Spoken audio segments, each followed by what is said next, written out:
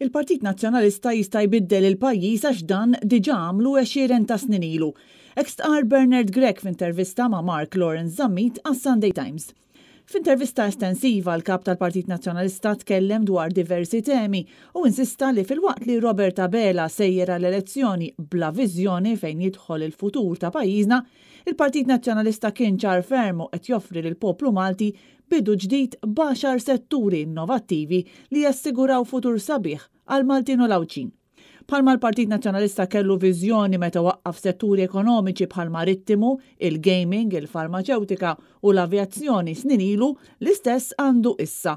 Bernard Gregg qal li dawk is-setturi li l-Partit Nazzjonalista ġab lejn pajjiżna snin ilu għadhom sal-lum is-sisin li fuqhom jistrih il-pajjiż. Mark Lawrence Zammit staqsa lil Bernard Gregg jekk jemminx li Robert Abela se jfalli l-pajjiż jekk jerġa' jkun elett.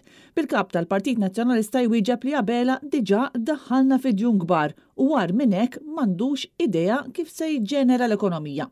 Il-ġurnalista Times staqsa lil Bernard Gregg jekk jaħsibx li għandu jkun hemm taxxa fuq l-użu tal-karozza personali sabiex jitrażżan l-użu tal-vetturi privati. Bi Gregg jwieġeb li ma jista' jaqbel qatt ma' taxxa li tikkastiga lin-nies biex tipprova iġġelhom ibidlu l-istil tal-ħajja tagħhom.